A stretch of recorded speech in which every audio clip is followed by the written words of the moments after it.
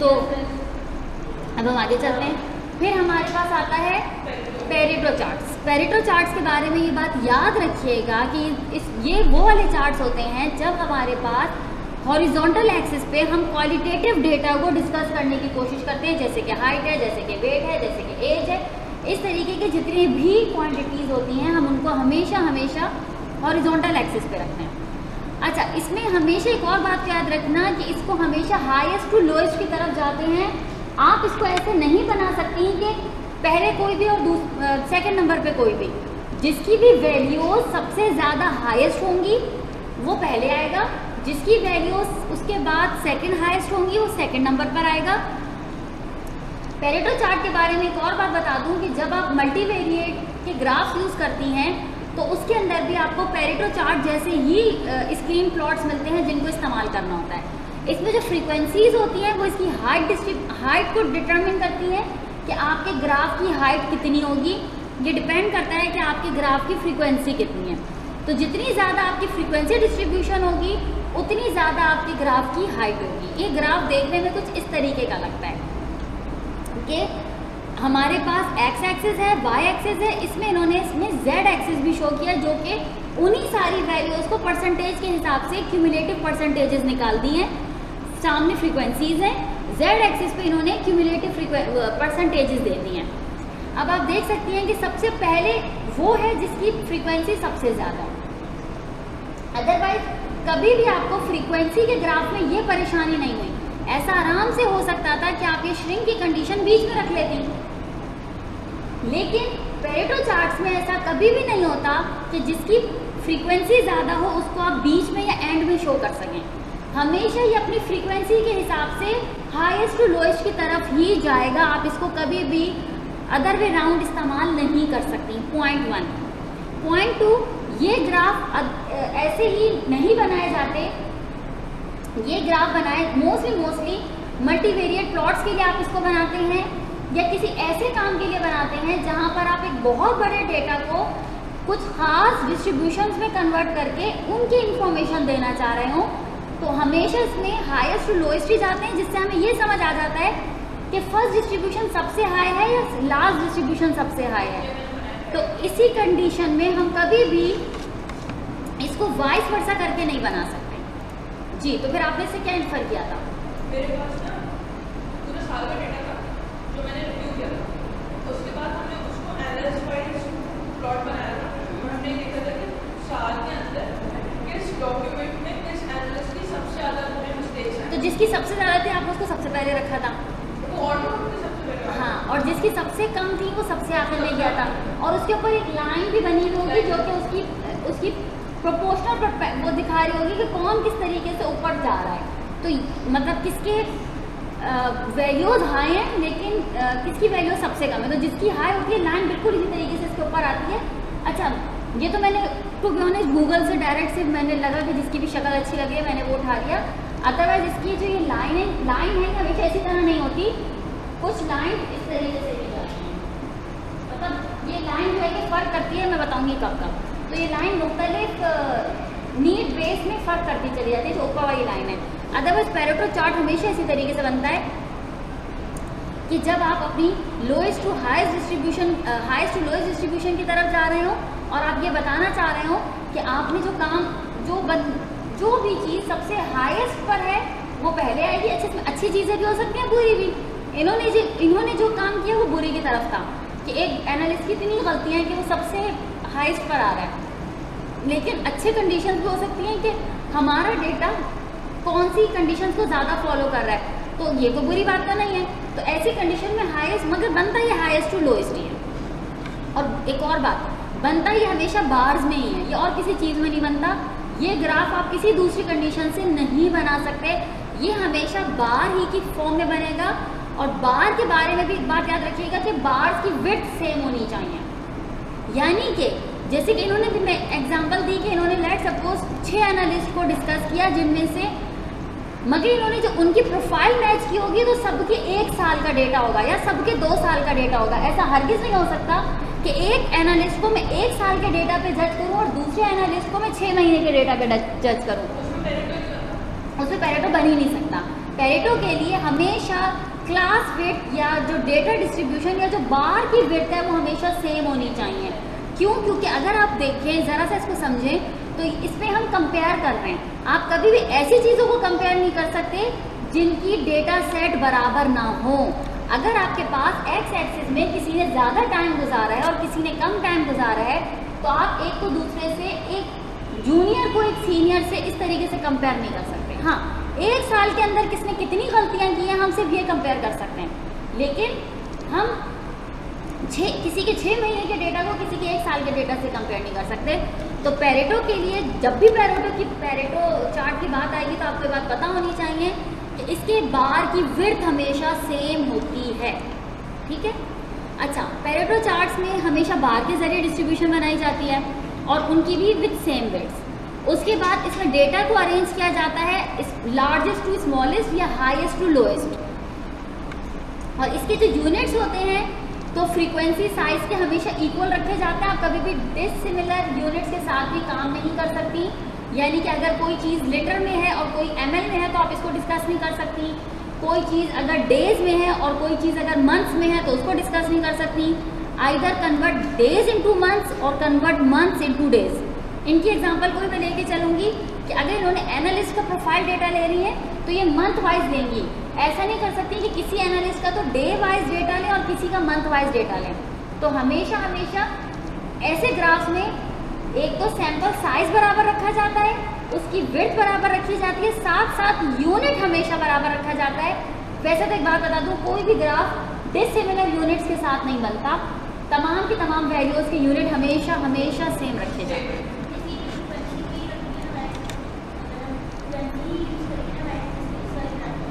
आप इस ग्राफ में सिर्फ फ्रीक्वेंसी नहीं रख सकते, आप दूसरी चीज़ें भी रख सकते हैं। फ्रीक्वेंसी इसमें हमेशा हार्ड एंड फास्ट नहीं है, आप इसमें दूसरी चीज़ें भी रख सकती हैं depending on your data, depending on your need. अब हाँ सही है, आगे चलो। पेरेटो चार्ट्स के बाद हमारे पास आते हैं टाइम सीरीज ग्राफ। यानी कि हम अगर किसी चीज़ को with respect to time observe कर रहे हो कि टाइम टू टाइम हमारा ग्राफ किस तरह चेंज हुआ है, या टाइम टू टाइम हमारा डेटा किस तरीके से चेंज हुआ है, या हमारा एरिया डिस्ट्रीब्यूशन कैसे चेंज हुई है, या हमारी वर्क कैसे चेंज हुआ है, तो हम इसमें टाइम सीरीज ग्राफ बनाते हैं। जैसे कि अगर मैं इन्हीं की एग्जांपल से बात करूं तो इन्होंने अगर लोगों को डिस्कस किया कि किसकी ज़्यादा गलतियां थी, तो ये भी कर सकते थे अगर आपकी इंडस्ट्री थोड़ा सा अनबाइस्ड होकर काम करी तो टाइम सीरीज ग्राफ बनाए कि विद रिस्पेक्ट टू टाइम किसकी गलतियों में किस तरीके का ट्रेंड है। अगर तो विद रिस्पेक्ट टू टाइम उसकी गलतियां बढ़ रही हैं तो डेफिनेटली वो एक अच्छा एनालिस्ट नहीं है। लेकिन विद रिस्पेक्ट टू टाइम अगर गलतियां कम हो रही हैं तो ये एक अच्छा एनालिस्ट है। क्योंकि कुछ एनालिस्ट होते हैं जो तो 10-10 साल से वहाँ पर होंगे, कुछ होंगे जो बेचारे उसी 1 साल आए होंगे जिस 1 साल का ग्राफ बनाया है, तो उस 1 साल में जो यंगेस्ट होगा डेफिनेटली उसकी नंबर ऑफ एरर्स भी ज़्यादा होंगे। लेकिन ऐसी कंडीशन में आप टाइम सीरीज ग्राफ बना के देख सकती हैं कि कौन सा बंदा विद रिस्पेक्ट टू टाइम किस तरीके से चेंज हुआ है। तो ये तो एक नॉर्मल वो मिसाल थी जो इन्होंने फेस की। अदरवाइज टाइम सीरीज ग्राफ हम बहुत सारी चीज़ों में बनाते हैं, जैसे कि हम किसी भी शहर की पोल्यूशन पे बात करें तो टाइम सीरीज ग्राफ से आप देख सकती हैं कि पोल्यूशन बढ़ रही है कम हो रही है, पोल्यूशन का किस तरीके का ट्रेंड है, टाइम सीरीज ग्राफ आपको बता देगी। तो इस तरीके से किसी भी चीज़ को आप विद रिस्पेक्ट टू टाइम देखना चाहें तो टाइम सीरीज ग्राफ बनता है। बिहेवियरल चेंजेस जो है वो टाइम सीरीज ग्राफ से देखे जा सकते हैं। मोस्टली जो बच्चे होते हैं, जैसे कि आजकल एक बीमारी बहुत कॉमन है बच्चों में, कोई है पता नहीं क्या नाम है, बहुत चल रहा था उस दिन टीवी पे, ऑटिज्म। गुड। तो जो ऑटिज्म की बीमारी है उसमें आप ये देख सकते हैं कि विद पहले महीने बच्चे का बिहेवियर, दूसरे तीसरे, तो विद रिस्पेक्ट टू टाइम जब भी आपको काम करना हो तो टाइम सीरीज ग्राफ ही बनता है। ठीक है, वो दिखता कुछ इस तरीके से है। इसी को आप एरिया में भी कन्वर्ट कर सकती हैं और चाहें तो विदाउट एरिया भी लाइन के जरिए भी कर सकती हैं। आप चाहें तो इसको एरिया वाइज भी दिखा सकती हैं, यानी कि आप इसको फिल कर दें तो ये एरिया डिस्ट्रीब्यूशन के हिसाब से भी दिखा देंगी। और अगर आप इसको फिल ना करें, सिंपल डेटा के हिसाब से काम करें तो ये इस तरीके से शो हो जाएगा। लेकिन एक्स एक्सिस में ऐसे चीज़ों में हमेशा टाइम होता है, मंथ्स होते हैं, डेज होते हैं, ईयर्स होते हैं, कोई भी ऐसी चीज़ होती है जो कि टाइम के विद रिस्पेक्ट टू टाइम हो। इसके एक्स एक्सिस पर आप कोई भी और चीज़ नहीं रख सकती। Number of patient, number of concentration, ये सब नहीं हो सकता। इसके एक्स एक्सिस पर हमेशा हमेशा टाइम होगा। ये 1950 से 2010 का ग्राफ मुझे मिला कहीं से। आप इसके अंदर कुछ भी रख सकती हैं, आप इसको घंटों के हिसाब से भी बना सकती हैं कि कैन मैं एट वन। अच्छा हाँ, ये आप लोगों ने देखा होगा, क्या आप में से कभी किसी ने वो ऑब्जर्व किया टेम्परेचर जो हम देखते हैं कि किसी भी शहर का टेम्परेचर आज के दिन में कैसा रहेगा, तो आपने उसका घंटों के हिसाब से वो देखा होगा प्रोफाइल।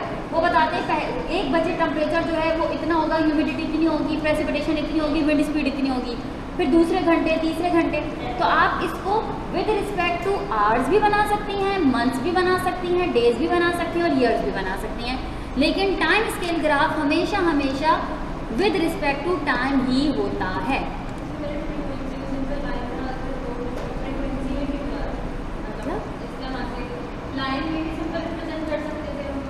तो लाइन में तब रिप्रेजेंट, जिस तरह आप कहिए तो लाइन तब बनती जब ये बिल्कुल स्ट्रेट पे जा रहा होता। इसके अंदर तो हमें नहीं पता किसी भी 1950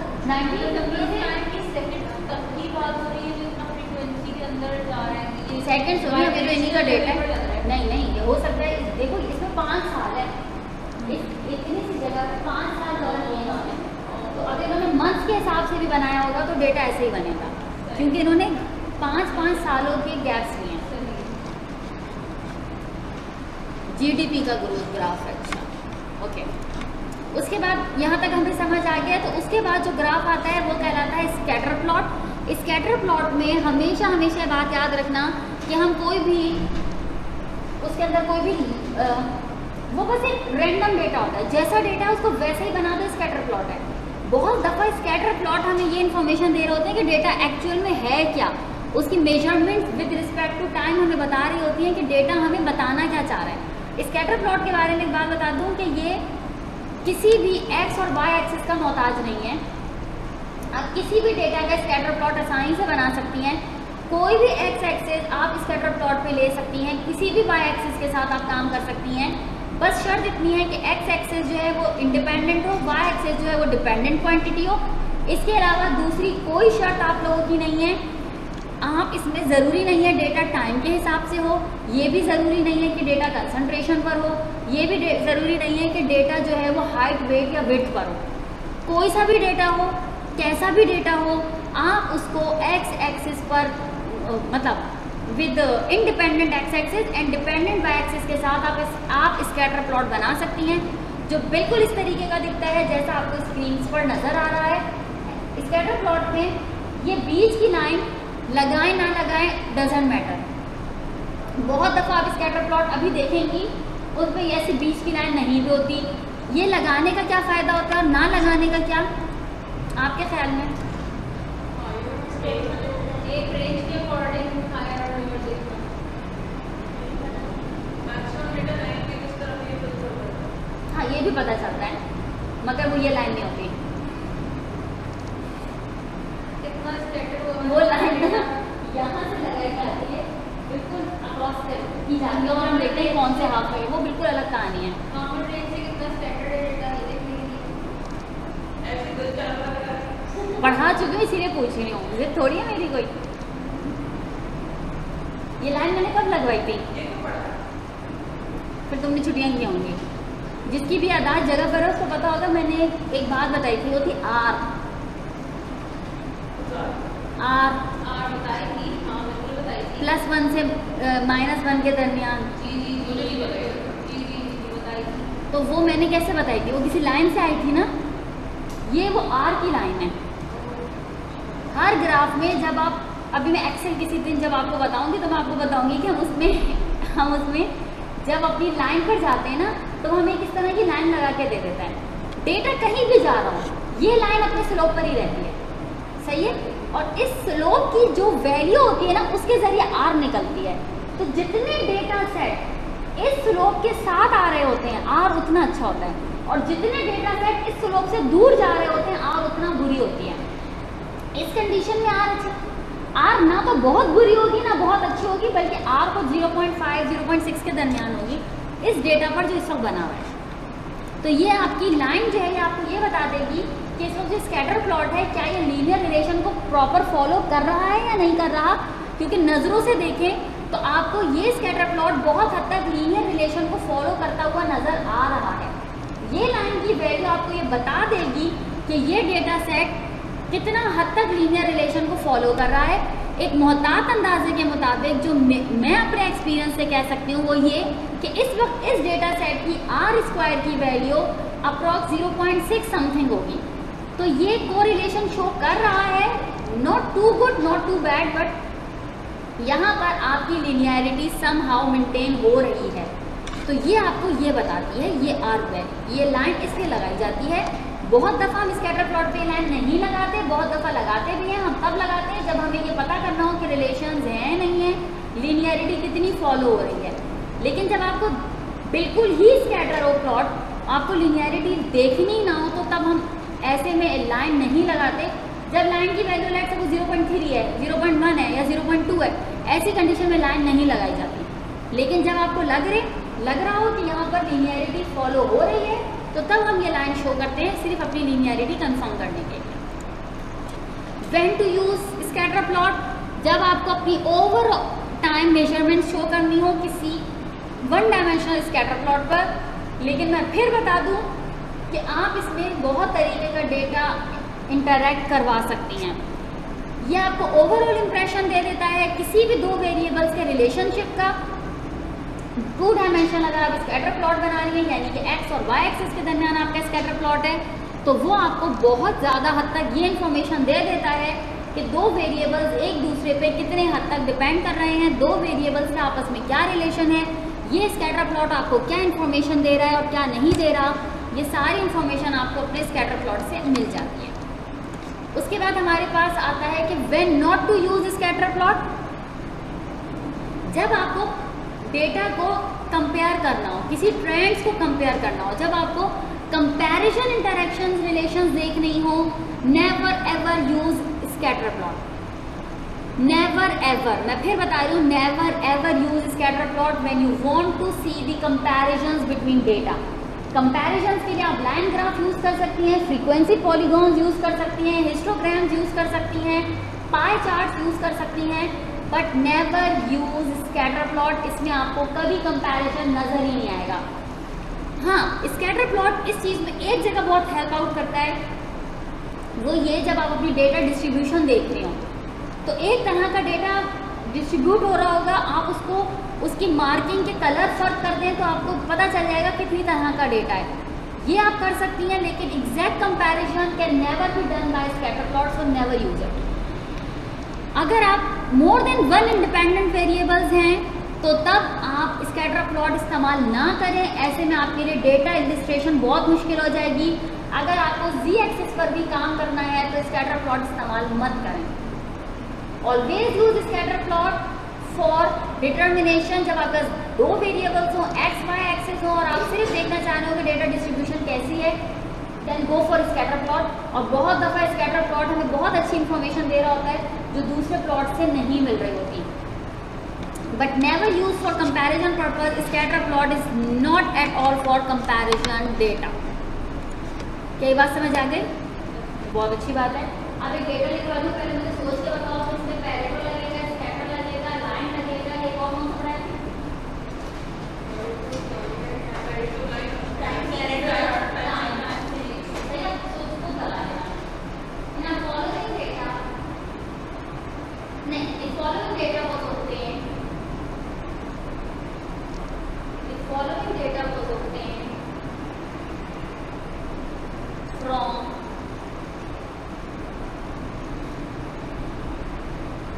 Local community for their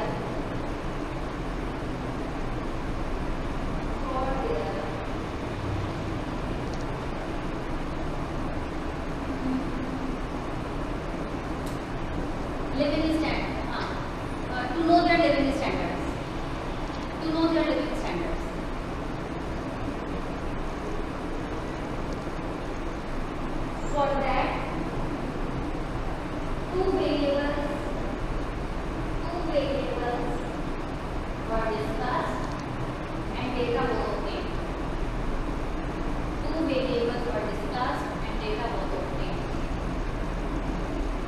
variable 1 income, variable 2 qualification.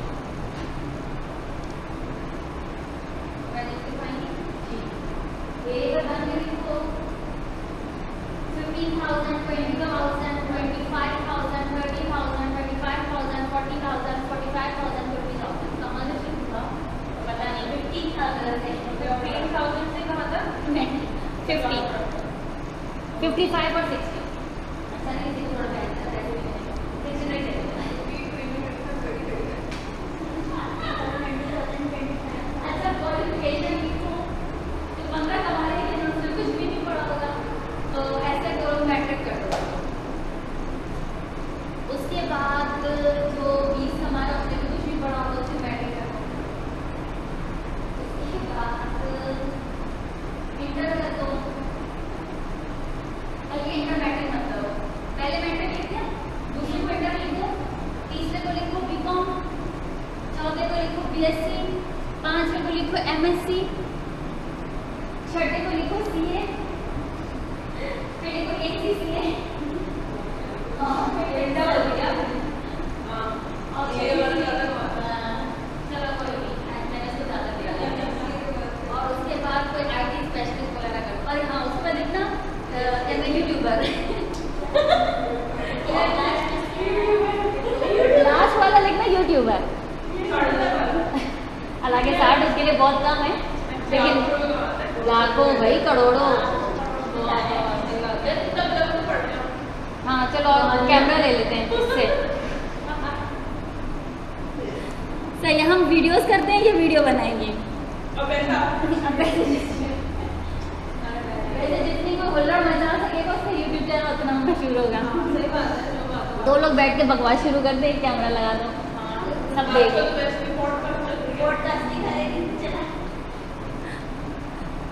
या खाना खाने बैठ जाओ कैमरा लगा के, और जितनी गंदी आवाज़ें निकाल, हाँ नहीं, या फिर नहीं, एक और तरीका है, जितनी गंदी आवाज़ें निकाल सकते हो खाना खाते हो उतनी गंदी निकालो, मुकबैंग के नाम से वीडियो बना लो।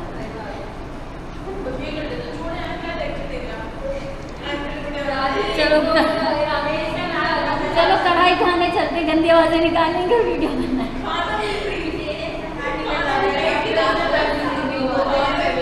कुछ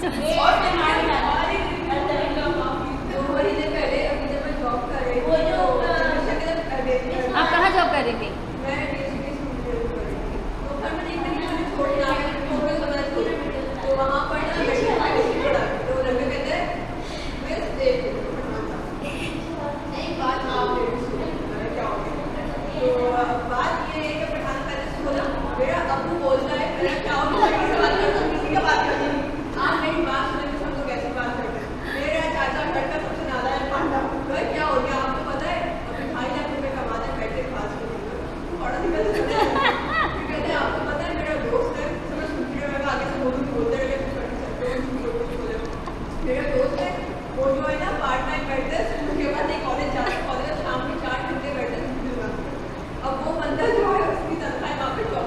कहाँ बैठता है?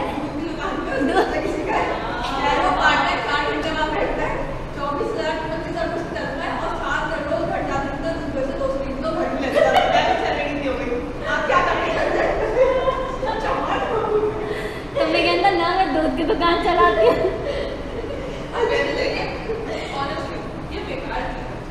ये बात तो आप लोग वो कर रहे हैं जो स्कूल कॉलेज की किसी स्टूडेंट ने बोली। मेरे साथ एक लड़की थी जो कि मास्टर्स थी, एमफिल कर रही थी, उसने अपने भाई को यूनिवर्सिटी से ये कहकर मुझे कह रही थी मैं उसे उठा लेती हूँ और उसे दुकान पर डाल देती हूँ तो वो अच्छा कमा लेगा।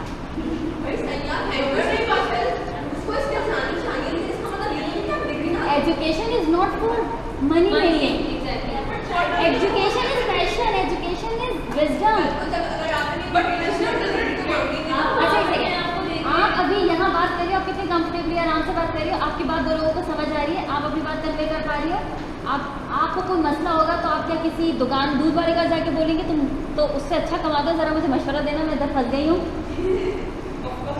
क्योंकि तुम्हारी सैलरी एक टीचर से ज़्यादा है, तो ऐसा करो तुम मुझे बताओ कि मैं ऐसे मसले में फंसी हूँ, मैं क्या करूँ। अब लोगों को ये तो चाहिए साथ में एरिस्टोटल क्या बहुत कमाता था। एरिस्टोटल के साथ उस वक्त जो लोग बहुत कमाते थे उनका नाम किसी को पता है? क्या बहुत फर्क पड़ता है, पढ़ने वालों को बहुत फर्क पड़ता है। मैं तो ना चाहूँ कि मैं जब मरूँ तो लोग बोले बहुत कमाती थी मगर टके का कुछ नहीं आता था उससे। नहीं ये स्पॉट डजंट है ना, दैट इज माय पॉइंट कि उसके साथ कितने लोग क्या करते थे, that does not make a difference. जी, तो तालीम मेक डिफरेंस। अल्लाह मैंने हर जगह यही बोला है कि निशानियाँ उसको पहचानो। अल्लाह मैंने ये कहीं नहीं लिखा कि बहुत पैसा उसको कमा लो। सही बात है, लेकिन पैसा तो होना चाहिए। पैसा never comes with it. Rules roles का पैसा होना चाहिए। अगर आपका दिमाग प्रॉपर नॉलेजेबल है, आपके पास एजुकेशन है और आपके पास स्किल्स भी है, पैसा है, इट्स वैल्यूएबल, इससे कोई बात नहीं है। लेकिन फिर भी मैं प्रेफर करूंगी एजुकेशन। एजुकेशन और एजुकेशन को कोई बीट कर ही नहीं बेटा सकता। एजुकेशन देके कर रोटी खरीद लो। एजुकेशन को बीट कर ही नहीं सकता। अभी पैसा और पैसों पे और एजुकेशन को wisdom is essential, but that does not work. Wisdom is most important. Money is important. I'm not saying money is not important.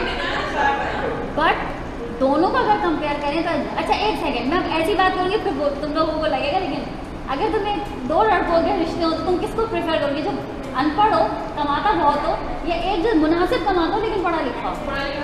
तो फिर खत्म हो गई ना बात। मेरे साथ हो चुका है, मैं तुम्हारी जॉब नहीं तो हो गया ना बात खत्म। मैं ये नहीं कह रही कि तारीफ जरूरी नहीं है, लेकिन आज की दुनिया में ना आपने डिनाई नहीं की कि पैसा बहुत जरूरी है। और इससे आज मतलब मैं देखो तुम सब तो पढ़ चुके हो, तुम लोग तो पढ़ रहे हो, मैं तुम लोग को कुछ नहीं कह रही, लेकिन आजकल के जो स्टूडेंट्स आ रहे हैं उनको लगता है कि पढ़ना तो जैसे उनको पढ़ना ही नहीं है।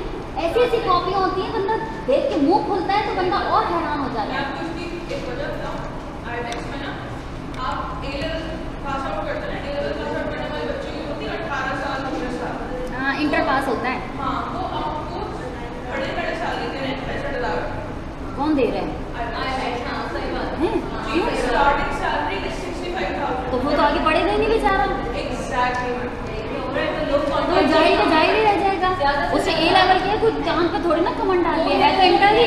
जितने स्टूडेंट ज़्यादा से ज़्यादा वो कंटेंट राइटिंग की तरफ मूव कर रहे हैं, क्यों? क्योंकि वो फ्रीलांस में आना सभी कमा रहे हैं और वो ज़ाहिर है इंग्लिश में कमांड होती है। भाई आप फाइवर पे जाएं, मेरी प्रोफाइल पर मैं फाइवर पे भी अप कर चुकी हूँ।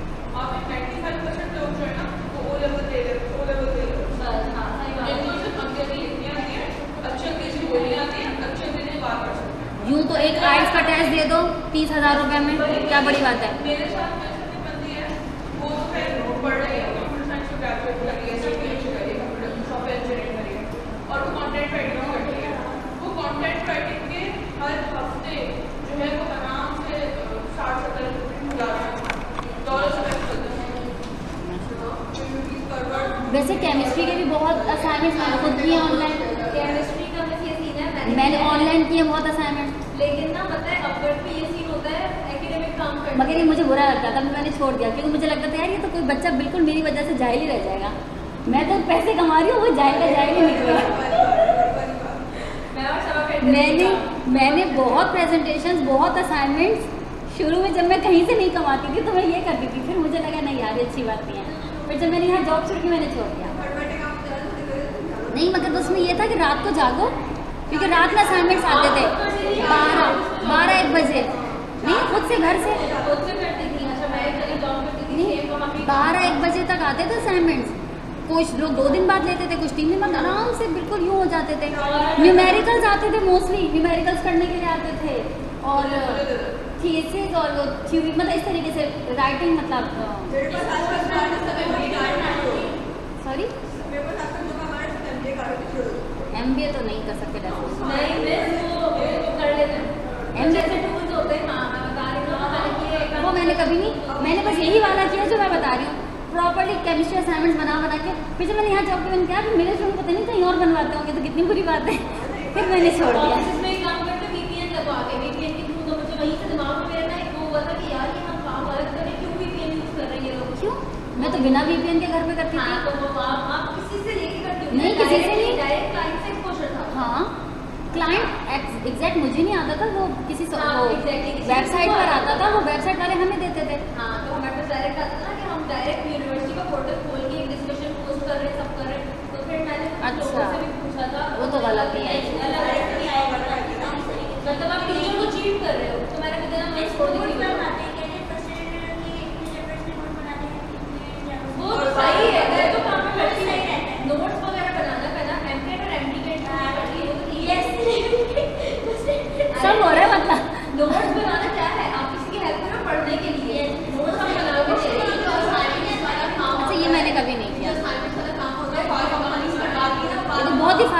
लग रहा है। असाइनमेंट वाला बहुत गलत काम है। नोट और असेसमेंट टेस्ट बनाना ना, जैसे आप टीचर हैं, आपको अपना असिस्टेंट बनाना है तो आप किसी को हायर कर हाँ? मेरे पास काम आता है। अच्छा शुक्र है मेरा कभी मेरे 5 स्टार मेरे उस अकाउंट पे देखना कभी मेरे हर चीज़ के 5 स्टार थे। अब किसमें फाइबर का प्रेस्टो अच्छा अब चाबी चाहिए? मेरे पास अपर में फाइबर Sorry? आता है नेटवर्क कुछ प्रेस्टो अपर में फाइबर में आता है वो आपको पिक्चर्स दे देते हैं। ठीक है, किसी को बैकग्राउंड रिमूव करना है, कोई पिक्चर एडिट करनी है, वो इसलिए हायर करते हैं। चलो ये भी ठीक है, मैं वेब डिजाइनिंग में तो चाहिए। थोड़ा ये भी ठीक है। तो इसमें कोई हर्ट नहीं है। लेकिन जो काम हम बता रहे हैं उसमें पैसे बहुत अच्छे थे, उसमें बहुत अच्छे थे, लेकिन फ्रेंड्स होता नहीं था। इसमें ना पर पिक्चर चार्ज करते हैं $10। अभी एक का लोगो का एडिट का था, वो बना के दिया मैंने, तो उसकी $10 मिल गए थे। इस तरह तो अच्छा काम है। साइट मेरा भाई तो बहुत चलाता रहता है साइट में, जॉब की साइट में। ये मैं लेकिन मुझे इतना बहुत काम लगता है ना मुझे एडिट करना। जान निकल बहुत आसान है। आसान है लेकिन मेरा टाइम बहुत लगता है। मुझे पिक्चर लेने में तो बस नहीं, एडिटिंग के लिए मैंने बंदा है क्या पिक्चर एडिटिंग में तो इतना टाइम, मतलब जो इससे सब होती है फोटोशॉप वगैरह से इतना तो टाइम नहीं लेता। हमें नहीं लगता, जबकि इसने सीखा है इसको लगता है क्यों। जब आप 250-300 पिक्चर्स को पहले शॉर्ट करें इस वजह से ना ये काम में तुमको पता है कोई कोताही नहीं चाहिए। हमारा भाई जो पिक्चर है ना, अब आप उसको पहले शॉर्ट करें, आपको कौन सी पिक्चर एडिट करनी है, फिर वो आप क्लाइंट से अप्रूव कराएं, फिर क्लाइंट आपको बोलेगा अच्छा इससे और कट शॉर्ट कर दो, फिर आप एडिट के लिए क्लाइंट को भेजें, फिर क्लाइंट आपको बोलेगा नहीं ये वाली चाहिए, ये वाली चाहिए, इसको बहुत टाइम लगता है। इसे तो आने जाने में लगा ना, वैसे करने में नहीं। पिक्चर एडिट तो आधे घंटे में बनता है। ये तो मैं कह रही थी पता नहीं इसको करना है। लेकिन हमारी एडिटिंग डिफरेंट होती है ना, अपने में प्रोडक्ट आपको एक उसकी बॉटल है, बिल्कुल ब्लू कलर की बॉटल है, इतनी बड़ी परफ्यूम की। आपका उसको कैसे इतना अट्रैक्टिव बनाओ कि आपको जो तस्वीर देखे, छूके भी नहीं, तस्वीर देखा और खरीदते हैं। मैंने तो कभी नहीं खरीदा ऐसा कर। लेकिन लोग लेते हैं भाई। पता नहीं। हज़ारों डॉलर के लोग परफ्यूम मंगाते हैं, वो लेते हैं जिनको समझ वही बात आ जाती है एजुकेशन। फिर उन्होंने पहले शायद दिया हुआ होता होगा। जिन्होंने अपनी for example I use a perfume regularly, ठीक है, सीधी कैल्विन टाइप का परफ्यूम है जो मैं रेगुलरली यूज करती हूँ, मुझे उसकी पिक्चर दिखेगी नहीं तो उसकी तो कैसी भी पिक्चर दिखेगी, आप ले लोगी क्योंकि आपको तो इस्तेमाल होगा। अगर मुझे किसी को देनी, अब किसी ने अपने उसके लिए लगानी है ना, बिलबोर्ड पे लगानी है, कुछ करनी है या अपनी वेबसाइट पे चलानी है, फिर तो उस पे हाँ लेकिन पिक्चर देख के मुझे नहीं लगता कि कोई परफ्यूम टाइप, हाँ ड्रेस तो लिया जा सकता है, परफ्यूम नहीं। ऑब्वियसली सही बात है। है क्या बनाया भाई तुम लोगों ने बातों के अलावा?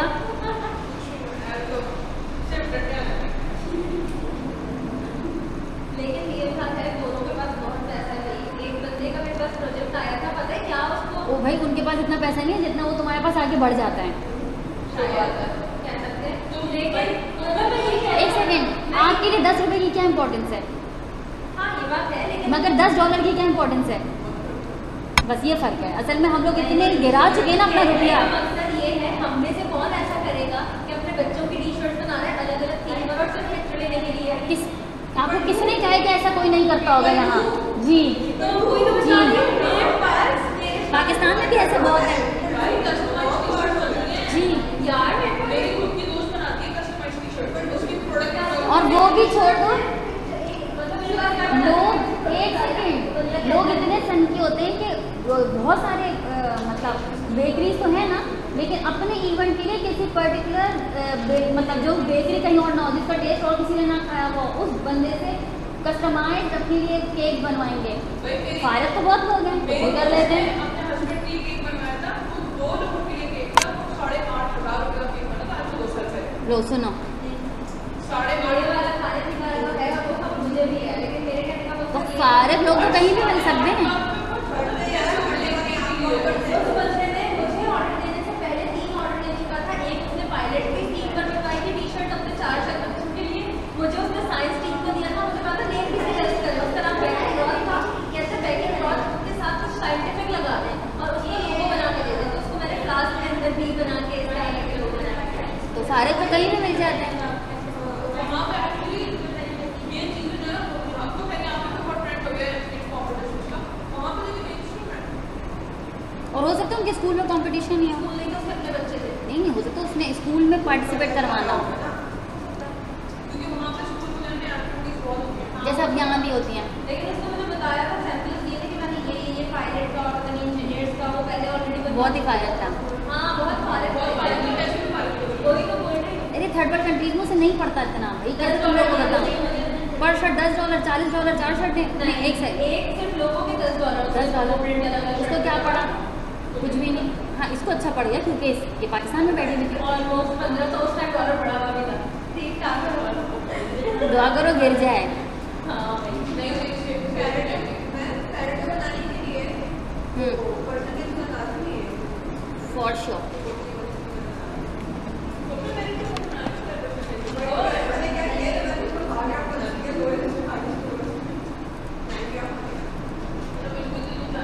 ये रहा पैरेटो। नहीं ज़रूरी नहीं है, हमने ये एक्सेस खाया भी जा सकता है, ये एक्सेस खुद से बनाया जा सकता है जी। ये और ये परसेंटेज खुद ही से बनेगी, लेकिन आपके पास फ्रीक्वेंसी नहीं है इसलिए नहीं बन सकता। मुझे नहीं पता बन गया। अच्छा दिखाओ ज़रा। ये वाला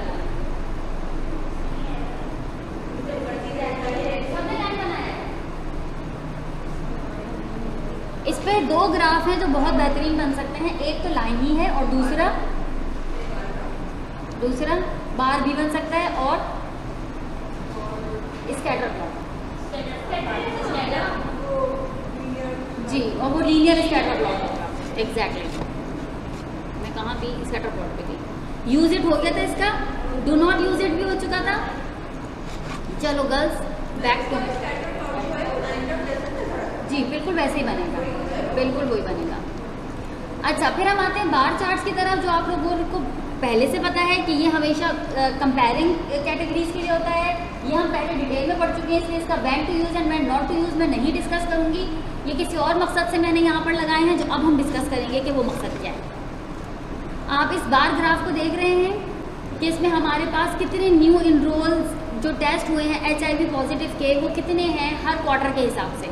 तो आपको नज़र आ रहा है कि फर्स्ट क्वार्टर जो जैन से मार्च के दरमियान था, उसमें हमारे पास जो साइट 1 है उसकी सबसे ज़्यादा, साइट 2 और फिर साइट 3 उस हिसाब से।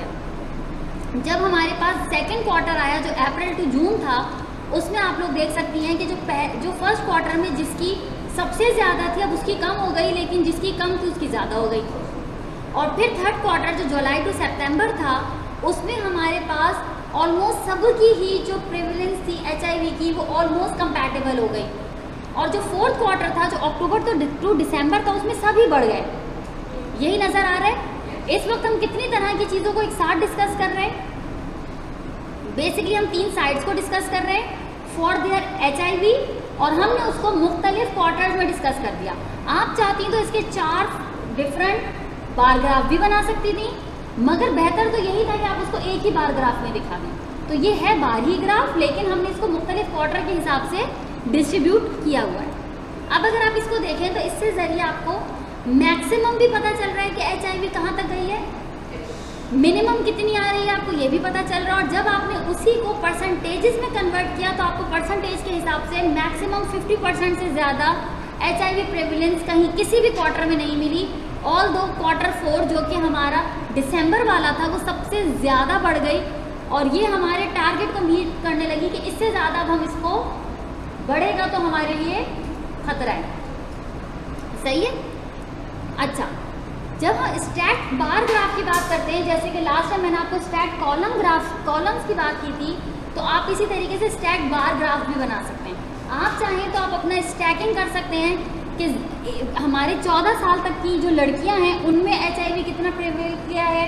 खासतौर पर आपने सुना होगा अंदरूनी सिंध में HIV बहुत फैल रहा था बीच में, गंदे पानी की वजह से अंदरूनी सिंध में, लड़काना वगैरह में, और बीच में तो खैर वहाँ एड्स भी बहुत फैल रहा था, उसके भी यही कुछ अपने ही मसाइल थे। इसके अलावा अगर आप वही वाला रेशो मेल्स में देखें तो आप लोगों को नज़र आएगा कि जो मेल का ग्रुप है उसमें HIV कम है as compare to female group के।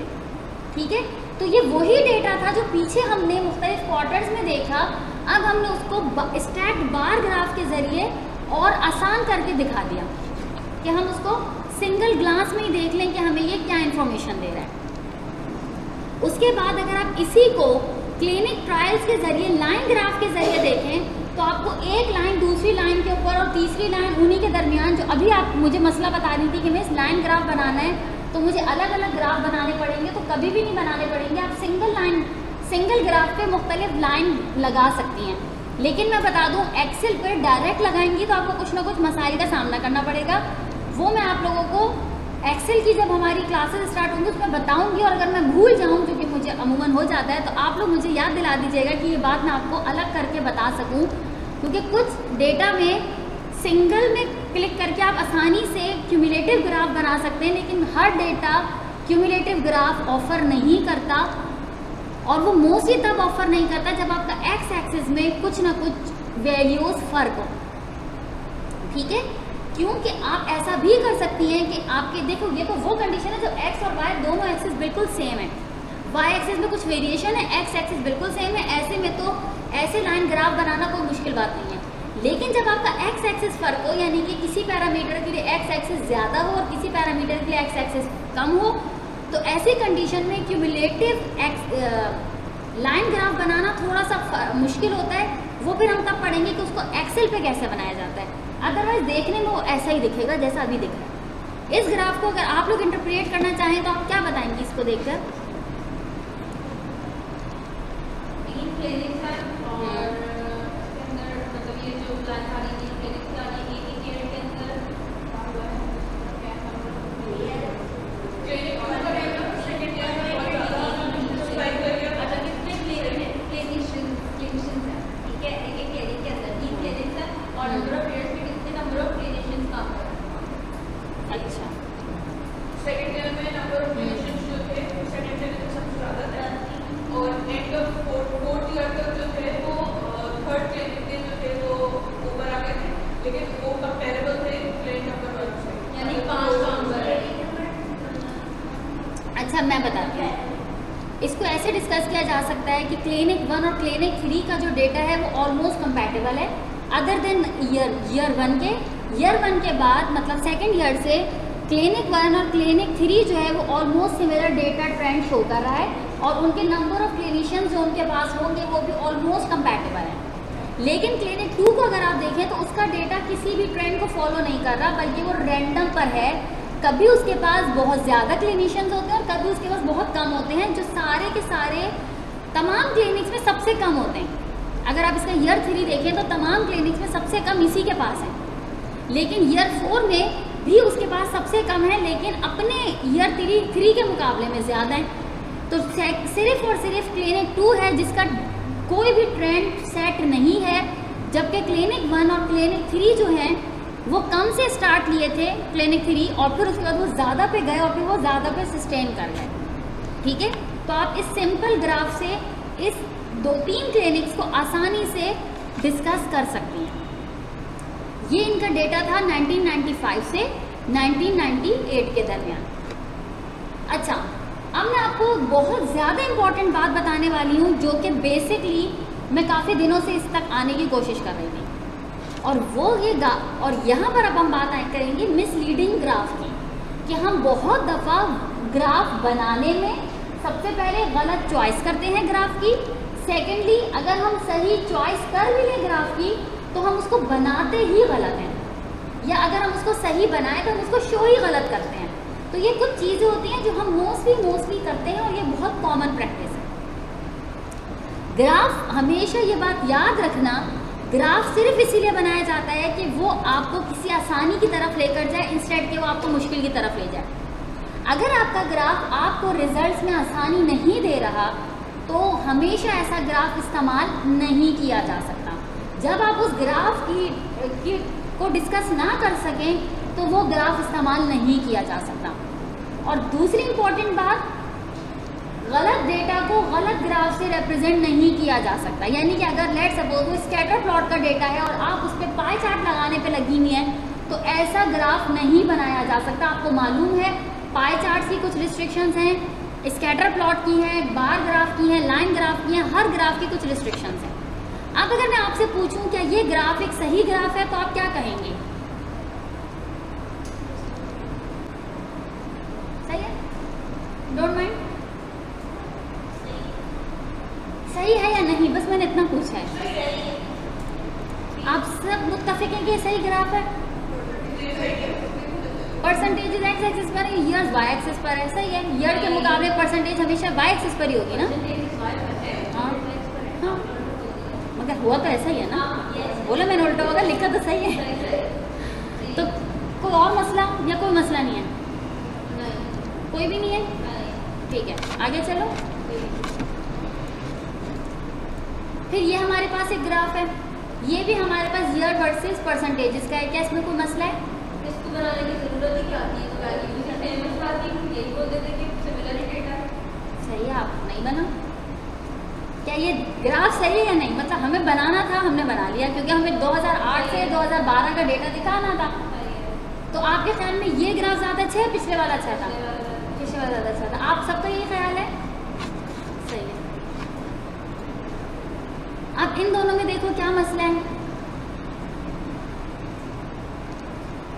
सिर्फ एक मसला आ रहा है कि परसेंटेजेस यहाँ पर 2 के प्रोपोर्शंस दी हुई है, यहाँ पर 5 के प्रोपोर्शंस दी। बाकी तो कोई मसला नहीं है। तो मतलब ग्राफ बिल्कुल ठीक है।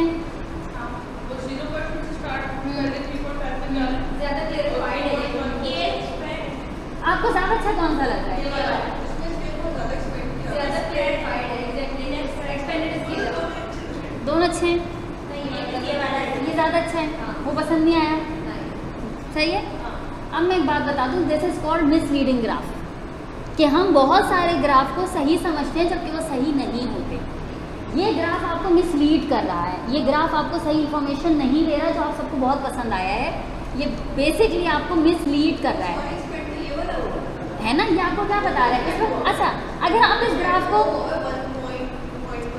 इस वक्त इस ग्राफ को डिस्कस करें तो आप क्या बताएंगे कि जो इंटरेस्ट रेट है वो 2012 में सबसे ज़्यादा था, और कितना ज़्यादा था? 2000 नहीं, आप ऐसे बताएंगे, आप ये बताएंगे, मैं अपने पास ही देख लेती हूँ। आप लोग ये बताएंगे कि 2008 के मुकाबले में इंटरेस्ट रेट 100% इंक्रीज पे था। एक सेकेंड, ग्राफ नहीं, मैंने ये नहीं कहा। अब तो आपको सब समझ आना शुरू हो जाएगा ना, अब तो सब समझ आएगा। मैं ये कह रही हूँ कि अभी अगर आप इस ग्राफ को देखें तो आप मुझे ये कहेंगी कि 2008 के मुकाबले में 2012 जो है वो 100% इंटरेस्ट रेट जो है उसका इंक्रीज हो गया है, जबकि हकीकत ये बताती है कि 2008 से 2012 में इंटरेस्ट रेट में 0.01% का फ़र्क पड़ा है, which is almost negligible in a sense. अगर आप देखें तो सेकंड ग्राफ आपको ज़्यादा से इंफॉर्मेशन नहीं दे रहा, वो ये बता रहा है कि वैल्यूज़ का आपस में ऑलमोस्ट नेग्लिजिबल का रेशो का डिफरेंस है, जबकि ग्राफ 1 आपको ये बता रहा था 2008 से 2012 तक 100% इंटरेस्ट रेट इंक्रीज हुआ है, जो कि आपको इंतहाई मिसलीडिंग इंफॉर्मेशन दे रहा है, जिससे आप ये समझ ही नहीं सकती कि बेसिकली हो क्या रहा है। जी, जिसका रिजल्ट कमा रहा है उसको स्केल बड़ा करके दिखा दो तो लगेगा ये तो बहुत अच्छा हो रहा है। मोर ओवर, अगर आप कहीं पर, आपने बहुत दफ़ा देखा होगा गवर्नमेंट डेटा इसी तरह से शो किया जा रहा होता है। जब हम टीवी पर गवर्नमेंट डेटा देख रहे होते हैं, हमें कुछ समझ नहीं आता, हम देखते ओ ये बार तो इतना बड़ा है, क्यों? क्योंकि हम में से कोई भी वाई एक्सिस को नहीं देखता। ऑब्वियसली एक लेमैन तो वाई एक्सिस को कभी भी नहीं देखता। आप लोग तो लेमैन नहीं है, आप लोगों ने भी वाई एक्सिस नहीं देखा, और आप लोगों के नज़दीक सबसे अच्छा ग्राफ तो यही वाला था, ठीक है। तो ऐसी कंडीशंस को हम कहते हैं मिसलीडिंग ग्राफ, जो कि इंतहाई बुरी बात है, ये क्राइम है, ये गलत बात है। अगर आप सोचें, अगर आप ये रिजल्ट किसी मेडिसिन के लिए दें कि पैरासीटामोल के मुकाबले में हमारी मेडिसिन वो है, ठीक है, तो क्या ये मिसलीडिंग नहीं होगी? आपकी मेडिसिन तो कुछ भी नहीं कर रही, कोई फ़र्क ही नहीं है उसका पैरासीटामोल के मुकाबले में, लेकिन देखने वाले को आपकी मेडिसिन के, अब अक्सर मेडिसिन के अंदर एक पेपर रखा होता है जिसके अंदर इस तरह की चीज़ें होती हैं, तो आप वो देखेंगे तो आपको लगेगा वाओ ये मेडिसिन तो बहुत अच्छा काम करती है, जबकि हकीकत क्या होगी कि वो कुछ भी नहीं करती होगी, वो तो आपको बेवकूफ़ बना रही होगी। तो this is called misleading graph, जिससे हमेशा बचना चाहिए। जब खुद बनाएं तो भी बचें और किसी और का देखें तो भी बचें। अच्छा, अब हम दूसरे ग्राफ पे चलते हैं। ये ग्राफ कैसा है? ईयर वर्सेस परसेंटेज का ग्राफ है, और वो क्या बताएगा आपको? 1995 से वो बार ग्राफ था, ये लाइन ग्राफ है, जिसमें हम सिर्फ ये देखने की कोशिश कर रहे हैं कि लाइन वाइज अगर हम देखें तो ईयर वर्सेस परसेंटेजेस पर क्या फ़र्क पड़ रहा है। ठीक है, सही है। तो इसमें हमें पता चल रहा है 1995 से 2000 के दरमियान हमारे पास मतलब ईयर्स थे, और हमारे पास वाई एक्सिस पे परसेंटेजेस थी, यानी कि जो भी चीज़ थी उसकी ये परसेंटेजेस थे, और ये हमें हमारा ग्राफ बता रहा है। क्या ये ग्राफ ठीक है? ठीक लग रहा है, लग रहा है नहीं? आपका ख्याल तो ठीक है, ठीक है। आप सबका यही ख्याल है? हम सब दिन बात करते हैं ना, गलत हो चुके हो। नहीं, मेरा है कि ठीक है। चलो, एक तो हो गए, आप सब भी ठीक पर हैं। डन। अगले ग्राफ पे चलो। मुझे ऐसी क्लास लेने में बड़ा मज़ा आता है वैसे। अरे इन अ सेंस कि जब तुम लोग गलत जवाब देते हो ना तो वो सही पर आता है, फिर तुम लोग परेशान होते हो, मुझे बड़ा मज़ा। अच्छा, अब ये सेम डेटा है, सेम इंफॉर्मेशन है, क्या ये ग्राफ ज़्यादा अच्छा है या ये ग्राफ ज़्यादा बुरा है, या ये ग्राफ सेम है पुराने ग्राफ से? बस ये सवाल है।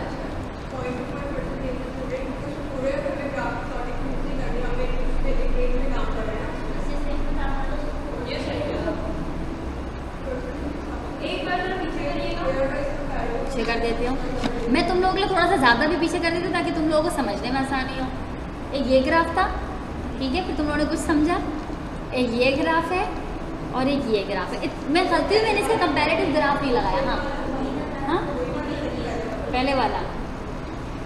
अच्छा, यहाँ पे दो चीज़ें हैं, वो का आउट ऑफ 100 बता रहा है, लेकिन मसला ये है कि अगर वो 0.25 की सारी परसेंटेज आ रही है, उसके अकॉर्डिंगली ये ठीक है कि हमने बना दिया आउट ऑफ 25% से दिया, तो वो हमें और ग्रेजुअली बता रहा है पॉइंट वाइज कितने परसेंट। मैंने ये सारी, मैंने तो अभी इसकी इंटरप्रिटेशन पूछी ही नहीं। और मैंने कहा है बाकी वो ग्राफ सही है या ये ग्राफ सही है। गलती मुझसे, मैंने दोनों का कंपैरेटिव ग्राफ नहीं लगाया, भूल गई। हाँ बताओ। 100 वाला, 100 वाला 2, 100 वाला 3, 4, 5। तो उसने बिल्कुल सही कहा था, जिसपे सब मुत्तफिक होते हैं वो आंसर हमेशा गलत होता है। तो कामयाबी से तुम लोगों ने फिर एक गलत जवाब दिया है। वो ये कि देखो, चीज़ पहले समझ लिया करो। मैंने पहले वो ग्राफ इसीलिए लगाया था क्योंकि मुझे अच्छे से पता था कि फिर तुम लोग इसको ज़रूर उससे कंफ्यूज करोगे, इसीलिए मैंने वो ग्राफ दोबारा दिखाया था, सिर्फ तुम लोगों को ब्लफ करने के लिए। उसके एक्स एक्सिस और वाई एक्सिस पे सबसे पहले गौर करो। उसके एक्स एक्सिस क्या थे, वाई एक्सिस क्या थे, और सेकंड इंपॉर्टेंट वो कौन सा ग्राफ था, वो था बार ग्राफ। ठीक है, ये कौन सा ग्राफ है? ये है लाइन ग्राफ। इसमें आपको, अगर आप इन दोनों ग्राफ को आपस में कंपेयर करें तो इस वक्त आपको ऐसा लगेगा कि ईयर 1995 से ईयर 2000 के दरमियान कोई भी फर्क नहीं रहा। जो डेटा था वो 20% के ऊपर ही रहा है। सारा का सारा डेटा हमेशा 20% पर ही रहा है, अगर आप इस ग्राफ को देखें। क्या ये ऐसा ही बता रहे हैं? ठीक है, लेकिन अगर आप इसको थोड़ा सा एक्सपेंड करके देखें और थोड़ा सा इस ग्राफ को, स्केल को एक्सपेंड करके देखें तो आपको नज़र आएगा कि इसमें तो बहुत बड़ा फ़र्क हुआ है। वो डेटा जो 1995 में मतलब 24% ग्रोथ से चल रहा था, लेट सपोज ये किसी की ग्रोथ रेट है, जो कंपनी 1995 में 24% ग्रोथ रेट से चल रही थी, उसकी growth rate drop down to 16% हो गई है, जो बहुत बड़ा लॉस है। कोई कंपनी 5% ड्रॉप पर जाए, ये बहुत बड़ा लॉस होता है। 1995 से 5 सालों के दरमियान उसकी ग्रोथ रेट 5% गिरी है, जो कि बहुत बुरा ग्राफ है। तो अब ये ग्राफ आपको हकीकी इंफॉर्मेशन दे रहा है। मिसलीडिंग ग्राफ का मतलब ही ये होता है कि कौन से ग्राफ को कब कैसे शो करना है, ये आपको पता होना चाहिए। हमेशा स्केल एक्सपेंड करना इज़ नॉट बैड, और हमेशा स्केल को कंप्रेस करना is also not bad. It all depends कि आपका डेटा एग्जैक्ट जो इंफॉर्मेशन दे रहा है वो आपके क्लाइंट तक और आप तक, और जो भी जिसको भी आपने दिखानी हो उस तक वो एग्जैक्ट इंफॉर्मेशन पहुँचे। अगर वो एग्जैक्ट इंफॉर्मेशन नहीं पहुँच रही तो डेटा मिसलीडिंग है। इस वक्त आपने दोनों कंडीशंस में मिसलीडिंग ग्राफ्स को ही पसंद किया है, जबकि वो दोनों गलत ग्राफ थे, वो दोनों ही ठीक ग्राफ नहीं थे।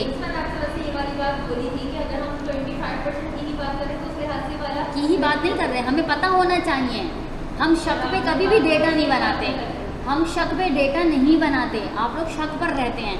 अब आपको यकीन हो जाना चाहिए कि आपको पता। अच्छा, ये मैं सिर्फ 2 ग्राफ की एग्जांपल दी है, ये चक्करबाजियाँ हर ग्राफ में होती हैं।